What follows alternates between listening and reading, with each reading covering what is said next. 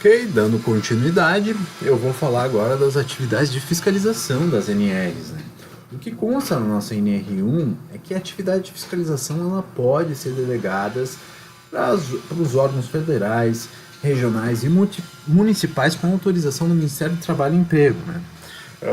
Como eu já disse, né, as NR1, a NR1 é uma NR que já está desatualizada e o Ministério do Trabalho e Emprego, a pasta responsável pelas atividades de fiscalização, ela está hoje no Ministério da Economia.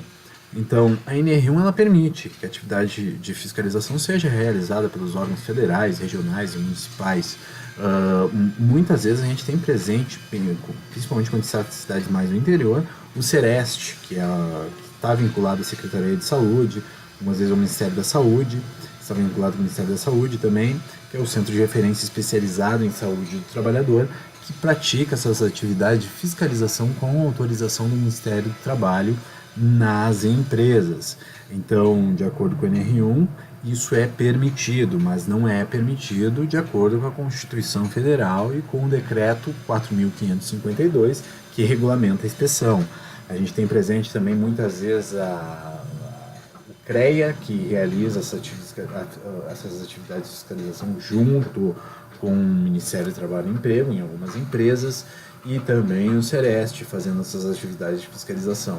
Então, só para servir como conhecimento, a nossa NR1 permite isso, mas a Constituição Federal e o Decreto 4.552 não permitem esse tipo de atuação.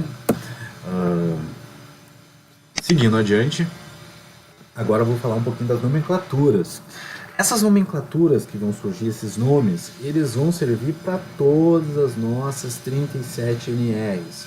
Então, quando eu falo determinado tipo de nome, se não tiver uma outra definição em alguma NR específica, vai ser esse o entendimento. Por exemplo, o que é o empregador? Pode ser uma pessoa individual, uma empresa individual, uma pessoa só, uma pessoa como dona, ou uma empresa coletiva que tem vários donos e todo mundo que tiver o vínculo seletista com essas empresas serão os empregados e o empregador que vai ser o responsável por essa empresa. Profissionais liberais ou profissionais autônomos, se tiverem outros funcionários trabalhando junto com ele, com um contrato junto com ele, ele vai ser considerado um empregador também, estará sujeito à aplicação de todas as nossas NRs. Instituição de beneficência, por exemplo, eu tenho a figura aqui em Porto Alegre tem a figura da Arela, uma empresa que presta ajuda a pessoas que possuem uma doença, que é a ELA, que é uma doença muito rara, que acomete um pequeno percentual da população e invalida essas pessoas, deixa essas pessoas em situação inválida. E essa empresa presta ajuda para essas pessoas, palestras, ajuda como conseguir o medicamento, qual a forma de conseguir o medicamento, palestra com os médicos, como tratar a doença, como vai ser diante a partir do momento que a pessoa desenvolveu esse tipo de doença. Então, essa instituição, se ela empregar alguém com vínculo seletista, vai responder como empregador também e vai ter que cumprir as NRs. Assim como associações recreativas, o Grêmio Náutico União, o Grêmio Futebol Porto Alegrense, Flamengo, essas associações recreativas também vão responder caso tenham trabalhadores seletistas empregados com isso, com vínculo CLT, ou trabalhadores avulsos também que prestam serviço como mão de obra de outra empresa que coloca esse trabalhador para realizar determinadas atividades lá. E instituições sem fins lucrativos, que seriam no caso as igrejas, que não têm fins lucrativos, mas se tiver trabalhadores seletistas ou profissionais liberais que vão lá realizar determinadas atividades. Os profissionais liberais, eles respondem como empregador também, que é o que estabelece a 1.6, mas essas empresas, elas também possuem responsabilidade solidária. Por exemplo, se um trabalhador autônomo vai prestar serviço para minha empresa, eu também vou ser responsável pela segurança desse trabalhador. O mesmo que vale para trabalhador terceirizado, mesmo ele tendo vínculo com outra empresa, Eu, na minha empresa, onde ele está realizando as atividades dele, eu também tenho uma corresponsabilidade em relação à segurança desse trabalhador. Então é isso que precisa ser entendido a partir do momento que a gente tem a figura do empregador aqui no item 1.6. O item 1.6 também menciona a questão do estabelecimento. Aqui a gente tem a questão do estabelecimento, que a definição é cada uma das unidades da empresa. Uma empresa pode ter uma unidade, por exemplo, em Porto Alegre, e outra unidade em Esteio, ou uma unidade em São Paulo e outra unidade em Campinas. Isso pode acontecer, então isso seria os estabelecimentos da empresa. É uma empresa só, mas ela tem uma unidade em Porto Alegre e outra unidade em Campinas, por exemplo. Os documentos das NRs eles devem constar no estabelecimento. Então, mesmo que a empresa ela tenha uma unidade em Porto Alegre e outra unidade em São Paulo, ela tem que ter os documentos das NRs em cada um desses estabelecimentos. Um exemplo disso é o PPRA, tem que ter o PPRA em cada estabelecimento. O PPRA é por estabelecimento. Assim como o dimensionamento da CIPA e do SESMIT também ocorre por estabelecimento. A gente dimensiona a CIPA e o SESMIT por estabelecimento. O SESMIT é em função do grau de risco e também em função do número dos trabalhadores, grau de risco e número dos trabalhadores, e a CIPA ela está vinculada ao grupo CNAE e ao número de trabalhadores que a gente vai fazer o dimensionamento da CIPA.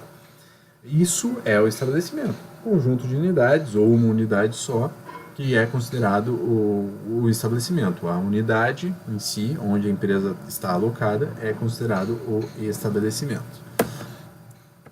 E mais adiante, a gente tem a figura do empregado, que presta serviço de natureza não eventual ao empregador, mediante contrato com salário.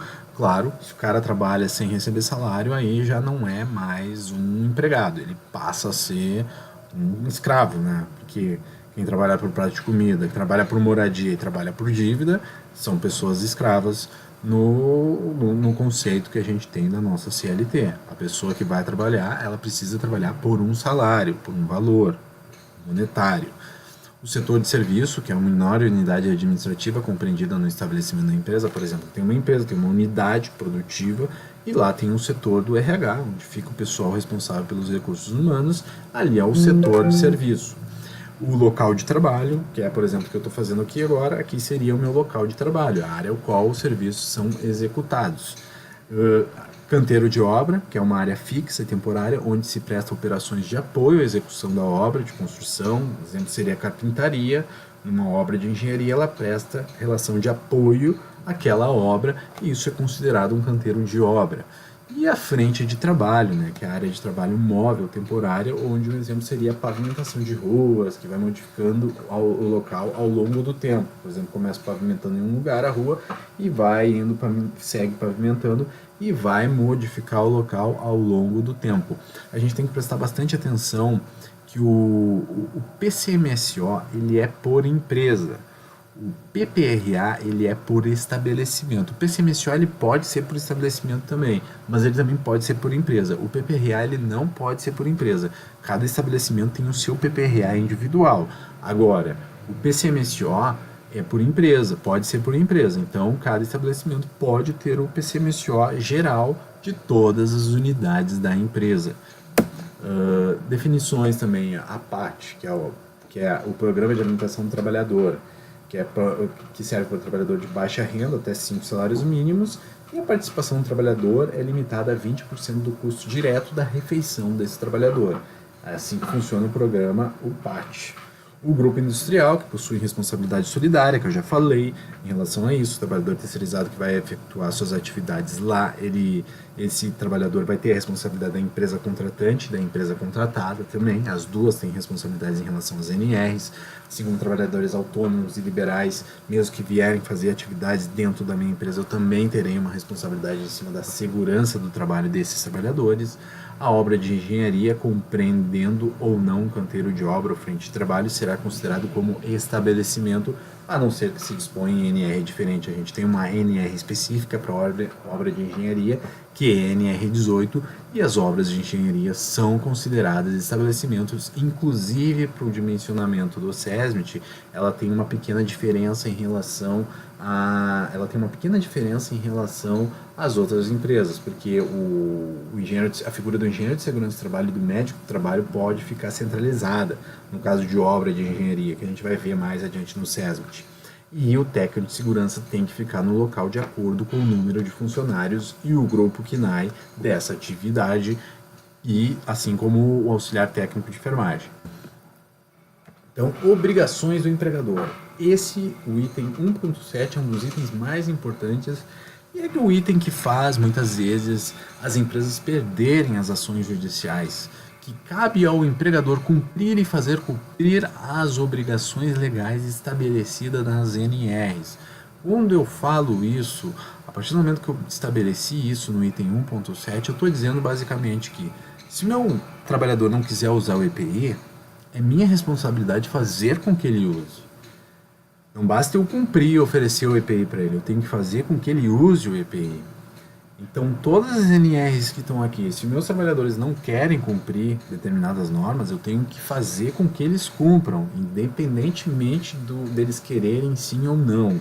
Então, em um caso de um acidente, eu entreguei o EPI, eu treinei o trabalhador, eu sensibilizei ele em relação ao EPI que ele deveria utilizar. Ele sofreu um acidente e não estava utilizando o EPI, pelo fato de ele não estar utilizando o EPI, agravou o acidente dele, serei responsável sim como empregador, porque era minha obrigação fazer com que ele use o EPI. Então, é basicamente isso que o item 1.7 estabeleceu, que é uma responsabilidade da empresa. Muitas empresas cometem esse erro, acabam não estabelecendo que o trabalhador tem que usar o EPI, acaba às vezes ignorando o fato do trabalhador não estar utilizando o EPI, e isso pode ser um erro, porque é uma responsabilidade da empresa sim. Então, elaborar ordem de serviço sobre segurança e saúde no trabalho.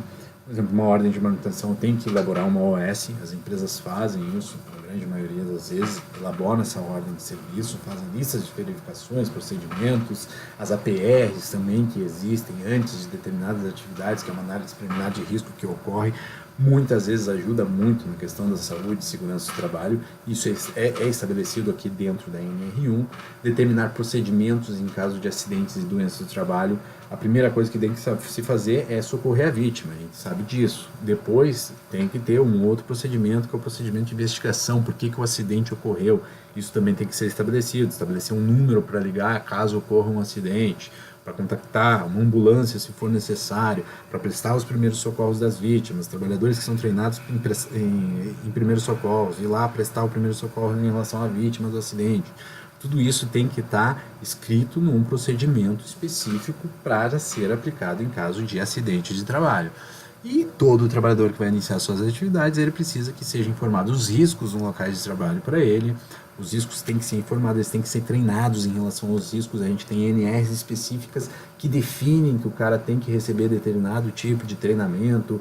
Por exemplo, NR10, NR2, o cara que vai trabalhar com máquinas e equipamentos. NR10, o cara que vai trabalhar com eletricidade. NR11, o cara que vai trabalhar com máquinas de transporte de pessoas ou de materiais. Eles têm que receber esse treinamento específico. A gente tem treinamentos específicos para quase todas as nossas NRs.